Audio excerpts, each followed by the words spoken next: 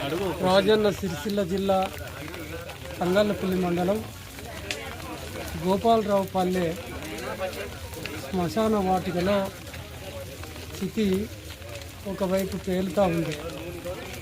ఆ మంటలు సుడులు గురుతూ ఆకాశాన్ని అంటుకొని అమిత్ షా కంట్లో పడాలని చూస్తూ ఉన్నారు.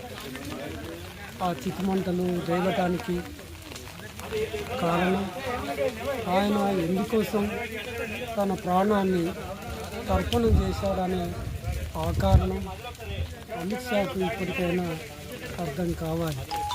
ఒక జీవిత కాలం నిజానికి కోస ఈ గ్రామంలో పుట్టి పెరిగి ఒక వటవృక్షంలాగా ఎదిగి ప్రజల కోసం తన జీవితాన్ని 70 ఏళ్ళ జీవితాన్ని ప్రజల కోసం అర్పించింది.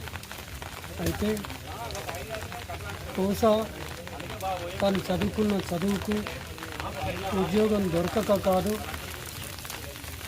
తాను ఈ సమాజంలో అనుభవిస్తున్న హోదా తక్కువ హోదా కాదు, ఆయనకేదో కష్టాలు ఉన్నాయని కాదు, భూములు లేవని కాదు, జీవించడానికి జీవన విధానం లేదని కాదు, కోట్లాది మంది ప్రజలను ఈ దరిద్రం నుంచి, ఆకలి నుంచి, పీడన నుంచి, అణిచివేత నుంచి, అసమానత నుంచి ఆయన ప్రజలను విముక్తి చేయాలని అనుకున్నారు. ఒకవైపు పాలకులు, ఏ పాలకులైతే ఆయన మీద కాల్పులు జరిపి ఆయన ప్రాణాలను బలిగొన్నారో ఆ పాలకులేమో ప్రజలను పీడిస్తూ సంపన్నులై కోట్లకు పడగలెత్తుతున్న ఆ పాలకులు అన్నీ త్యజించి సర్వం త్యాగం చేసి గుట్టల్లో, నట్లల్లో, పర్వతాల్లో, కొండల్లో, కోనల్లో, ఎండకు, వానకు, చలిలో వణుకుతూ ప్రజల కోసం పోరాటం చేసిన ఆ మహోన్నత వ్యక్తిని, అంత అనుభవం గడించిన మహోన్నతమైన వ్యక్తిని, అపారమైన ప్రజల సమస్యల పరిజ్ఞానం ఉన్న కోసాను, సత్యనారాయణను ప్రజాస్వామ్య వ్యవస్థలో తుపాకీతో, తూటాతో సమాధానం చెప్పటం ఒక్కటేనా అని ఆలోచించాలి. వాళ్ళతో మాట్లాడితే, వాళ్ళతో సంభాషిస్తే ఆదివాసుల సమస్యలను, రైతాంగ సమస్యలను, మహిళల సమస్యలను, ఈ దేశంలో ఉన్న అసమానతలకు, దాని వెనుక ఉన్న మాయ మర్మానికి కారణాలు, సరైన మార్గాలు ఆ మహోన్నతమైన వ్యక్తులు చూపుతారు కదా. వాళ్ళ అసమానతమైన త్యాగాన్ని నీవు ఒక్క తుపాకీతో, ఒక్క తూటాతో మట్టు పెడితే నీకు ఏమైనా ప్రజల సమస్యలెడలా ఏమైనా పరిజ్ఞానం ఉందా? ఇవాళ కోస అంతిమయాత్రలో ఊరంతా కదిలింది. నీవు కేవలం ఒక్క కోసాను, సత్యనారాయణను, రామచంద్రను చంపానని అనుకుంటున్నావేమో, కానీ వాళ్ళు ఈ 63 ఏళ్లుగా చేసిన ఆ త్యాగంలో కోట్లాది మంది ప్రజల గుండెలను వెలిగించారు. ఆ నాయకత్వాన్ని నిర్మూలించి మావోయిస్టు రహిత భారత్ను ఏర్పాటు చేస్తానని కలలు కంటున్నావేమో, కానీ ఆ కొద్దిమంది సమూహాన్ని నిర్మూలించడం కోసం జమ్మూ కాశ్మీర్లో సంవత్సరాలుగా మోహరించిన భారత సైనిక బలగాలను దండకారణ్యంలో ఇంకా మిగిలిన వాళ్ళను మట్టుబెట్టడం కోసం పంపుతున్నావేమో. ఇది భారత సరిహద్దా? దండకారణ్యం భారత సరిహద్దా? ఆ భద్రతా సరిహద్దు బలగాలు ఛత్తీస్గఢ్లో ఉండాల్సిన అవసరం ఏముంది? ఇవాళ ఈ రక్తదాహం తీరిపోలేదా మీకు అని ప్రజలందరూ అడుగుతూ ఉన్నారు. నీవు చంపింది కేవలం కోసానో, సత్యనారాయణనో, రామచంద్రారెడ్డిని మాత్రమే కాదు, కోట్లాది మంది పేద ప్రజల గుండెలను పేల్చివేశావు. ఆ గుండెలు అవి రగిలిపోతే ఆకలితో అలమటిస్తున్న ఈ ప్రజలు, నిరుద్యోగంతో బాధపడుతున్న, నిస్పృహలకు గురైన ఈ యువత, భారత యువత ఒక్కసారిగా పెళ్ళుకి ఒక ఉప్పెనలాగా రోడ్ల మీదకి వచ్చి మీ ప్రభుత్వాలను ప్రశ్నిస్తే, మిమ్మల్ని నిలదీస్తే ఏమవుతుందని ఆలోచించండి. మావోయిజాన్ని 31 మార్చి 2026 వరకు తుదముట్టిస్తానని చెప్పి పగటి కలలు కంటున్నావు, కానీ వాళ్ళు వెలిగించిన గుండెల్లో వాళ్ళ భావజాలం ఉంది. ఆ భావజాలము అత్యంత శాస్త్రీయమైన భావజాలం. ఆ భావజాలం పేదరికం నుంచి ఎట్లా బయటపడాలనే ఒక భావజాలం. కానీ నీ భావజాలం, నీవు ఎల్లలు లేని సరిహద్దు లేని ఇతోధికమైన అధికారం నీ చేతిలో ఉందని, అత్యంత ఆధునికమైన ఆయుధాలు నీ చేతిలో ఉన్నాయని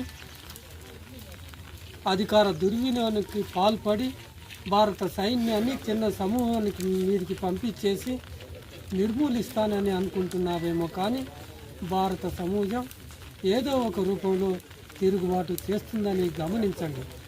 మీరు సత్యనారాయణ రెడ్డి పేద ప్రజల కోసం పనిచేస్తే మీరు కేవలం కార్పొరేట్ల ప్రయోజనాల కోసం, వాళ్ళ ప్రయోజనాలను రక్షించటం కోసం చేస్తున్న ఈ ప్రయత్నాల్లో భారత సంపద అంతా కొల్లగొట్టబడుతూ ఉంది. భారతదేశంలో పర్యావరణ విధ్వంసం జరుగుతూ ఉంది. భారతదేశంలో లక్షలాది చెట్లను నరికేస్తున్నారు. కొండలను, కోనలను, గుట్టలను మొత్తం సమాధి చేసేసి బూడిద చేసే ప్రయత్నం చేస్తూ ఉన్నారు. ప్రజలు ఈ అభివృద్ధి నమూనాను, ఈ అభివృద్ధి టెర్రరిజాన్ని గమనిస్తూ ఉన్నారు. ఎవరు హింసకు పాల్పడుతున్నారు? మొత్తం ఈ గత 21 నెలలుగా ఎటువైపు నుంచి హింస మన కళ్ళ ఎదుట ఆవిష్కరించబడుతుంది అనేది మొత్తం ప్రజలందరూ గమనిస్తున్నారు. ఇది ఒక్కసారిగా గమనించి ఆ యువత గుండెల్లో రగులుకొని అది ఒక్కసారిగా ఉప్పెనగా మిమ్మల్ని చుట్టుముట్టుతుందని తెలియజేస్తున్నాం. ఇప్పటికైనా కళ్ళు తెరిచి ఆపరేషన్ కగార్ను ముగించండి. వెంటనే ఆపరేషన్ కగార్ను ముగించి అక్కడ ఉన్న బలగాలను, ఆ మోహరించిన బలగాలన్నింటినీ వెనక్కి పంపించండి. అక్కడ ఉన్న సైనిక బలగాలను వెనక్కి పంపించండి. ఇన్ఫార్మర్ వ్యవస్థను రద్దు చేయండి. కోవర్ట్ల వ్యవస్థను ఉపసంహరించుకోండి. ఒక శాంతియుతమైన వాతావరణం భారత ప్రభుత్వం, భారత సమాజంలో నెలకొని విధంగా చూడాలని డిమాండ్ చేస్తామని. చర్చలకు అది ఎట్లా సాధ్యమవుతుంది? చర్చలకు మేము సిద్ధమని మావోయిస్టు పార్టీ ఎన్నోసార్లుగా ప్రకటించి ఉంది. ఆ చర్చలు జరిపితే శాంతియుతమైన వాతావరణం నెలకొంటుంది. మీరు గొప్పగా చెప్పుకుంటున్న ఈ మారణహోమం 700 మందిని చంపామని, 8-9 మంది సెంట్రల్ కమిటీ మెంబర్స్ని కూడా చంపామని ఏదైతే గొప్పగా చెప్పుకుంటున్నామో అది మీ బలగాల బలం కాదది. దొంగదారిలో మోసపూరితంగా ఇన్ఫార్మల్ వ్యవస్థను, కోవర్ట్ల వ్యవస్థను ఏర్పాటు చేసుకొని భారత ప్రభుత్వం పారదర్శకతను లోపించింది. ఒకవేళ పారదర్శకంగానే ఉండాలనుకుంటే, భారత ప్రజలకు జవాబుదారీగా ఉండాలనుకుంటే పౌర సమాజాన్ని, మేధావులను, హక్కుల సంఘాలను, ప్రజాస్వామిక హక్కుల సంఘాలను ఛత్తీస్గఢ్లో ఏం జరుగుతుందో, అక్కడ ఉన్న వాస్తవాలు ఏంటో, అక్కడ యుద్ధం జరుగుతుందా, ఇవాళ నువ్వు నారాయణపూర్ జిల్లాలో ఆబూజ్మాడ అడవుల్లో చేశామని చెప్పబడుతున్న ఆ ఎన్కౌంటరు నిజమా బూటకమా అని తేల్చాల్సింది పౌర సమాజం, మేధావులు, హక్కుల సంఘాలు. వాళ్ళకు అవకాశం ఇవ్వండి. ఆ అడవిలోకి వెళ్ళి నిజ నిర్ధారణ చేసి ఆ సత్యాన్వేషణ చేసే ఆ అవకాశాన్ని కల్పించండి అని కూడా హక్కుల సంఘాలు డిమాండ్ చేస్తా ఉన్నాయి. కడారి సత్యనారాయణ రెడ్డి అమరత్వం సాక్షిగా కేంద్రంలో ఉన్న మోదీ, అమిత్ షా ఈ దగులుబాజీ పాలన, పెట్టుబడిదారులైన అడానీ, అంబానీలకు దోషిపెట్టేదానికి ఛత్తీస్గఢ్లో ఆదివాసుల యొక్క ఖనిజ సంపదను అడానీ, అంబానీ, మిత్తల్, జిందాల్ అలాంటి కంపెనీలకు దోషిపెట్టడానికి సహజ సంపదను రాజ్యాంగంగా వ్యతిరేకంగా ఇవాళ సరిహద్దుల మీద ఉండే పోలీసు వ్యవస్థను అడవులకు, ఆదివాసీ ప్రాంతాలకు తీసుకొచ్చి అలా మానవ ప్రాణాలు దోస్తూ ఉంటే, వారి యొక్క అస్తిత్వాన్ని దెబ్బతీస్తూ ఉంటే, ఇవాళ ఈ వీరులు వారికి జ్ఞానాన్ని నేర్పారు, చదువును నేర్పారు, వారికి జీవించే హక్కును నేర్పారు.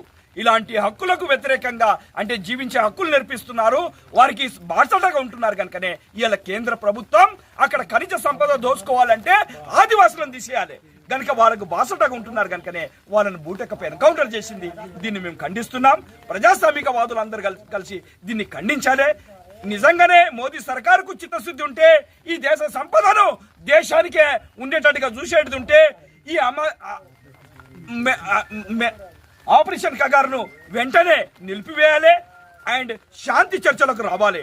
పాకిస్తాన్ వీరి యొక్క చుట్టమన్నట్టుగా వీరి అబ్బా జాగీర్ అన్నట్టుగా ఆ పాకిస్తాన్ వాళ్ళతో చర్చకు సిద్ధమవుతున్నారు. కానీ ఈ బీజేపీ సర్కార్ కానీ తెలంగాణ ఈ భారతదేశంలో పుట్టిన ఈ ప్రాంతం నుంచి విద్యార్థులుగా మరి ఒక ఉన్నతమైన చదువుకొని ఆదివాసుల గురించి సర్వం త్యాగం చేస్తున్న ఆ వీరులను చర్చలకు రాకుండా చంపడం అన్నది ఇది ఏమైన చర్య కనుక వెంటనే వీళ్ళని శాంతి చర్చలకు పిలుచుకొని శాంతి చర్చలు జరిపించి దేశంలో జరుగుతున్న ఈ దుర్మార్గమైన పరిస్థితిని అరికట్టాలని మేము జ్యుడిషియల్ను కోరుకుంటున్నాం.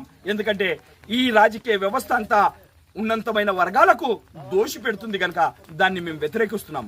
దళిత లిబరేషన్ ఫ్రంట్ రాష్ట్ర ప్రధాన కార్యదర్శి మార్వాడి సుదర్శన్, ఆదివాసీ పోరాట హక్కుల సంఘీభావ వేదిక కరీంనగర్ ఇన్ఛార్జ్. ఈరోజు ఇప్పుడు మనం కడారి సత్యనారాయణ రెడ్డి అంతిమ యాత్ర చివరి దశలో ఉంది. ఇది నిజంగా ప్రభుత్వం చేసిన ఎన్కౌంటర్ హత్య. ఎన్కౌంటర్ అనే పదం లేదు. ప్రభుత్వం స్పష్టంగా ప్రకటించింది హత్యలు చేసైనా సరే మావోయిస్ట్ పార్టీ నిర్మూలిస్తానని. కానీ ప్రభుత్వానికి కానీ రాజ్యాంగానికి కానీ అటువంటి హక్కు లేదు. ఏదైనా రాజకీయ పార్టీ ఏ పోరాటం అనేది చేయొచ్చు, ప్రజల కోసం ఉండొచ్చు. కానీ ఆ పార్టీని నిర్మూలిస్తామనే హక్కు ఏ రాజకీయ పార్టీకి ప్రభుత్వాలకు లేదు. పౌరకుల సంఘంగా 24 జనవరి 1 నుంచి ఇప్పటి వరకు జరిగిన 700 ఎన్కౌంటర్లో 80 ఎన్కౌంటర్లో సుమారు 700 మంది హత్య చేశారు. అందులో 6 నెలల పాపం నుంచి 67 ఏళ్ల కేంద్ర కమిటీ సభ్యుల వరకు ఉన్నారు. ఇవన్నీ కూడా ప్రభుత్వం చేస్తున్న హత్యలే. కేవలం ఎందుకు చేస్తున్నారని మనం మాట్లాడితే ఇది ఒకప్పుడేమో కేవలం వాళ్ళు పోరాటం చేస్తున్నారు, కార్మికుల్లో ఉన్నారు, రైతాంగంలో ఉన్నారు, విద్యార్థుల్లో ఉన్నారు, యువజనుల్లో ఉన్నారని చెప్పి వాళ్ళని హత్య చేయడానికి ప్రయత్నించారు. ఇప్పుడు కార్పొరేట్లకు లక్షల కోట్ల విలువైన ఖనిజ సంపదను మధ్య భారత్లో ఉన్న దాన్ని అందించడం కోసం మావోయిస్ట్ పార్టీని నిర్మూలించాలనే ప్రయత్నంలో భాగంగా 6 లక్షల బలగాలను దండకారణలు తిప్పి 300 క్యాంపులు నిర్వహిస్తూ ఒక రకమైన మానవ హననాన్ని హత్యాకాండను కొనసాగిస్తున్నది. అందులో భాగంగా జరిగిందే ఈ హత్య కూడా. కాబట్టి పౌరకుల సంఘంగా ఈ హత్యాకాండను ఆపివేయాలి.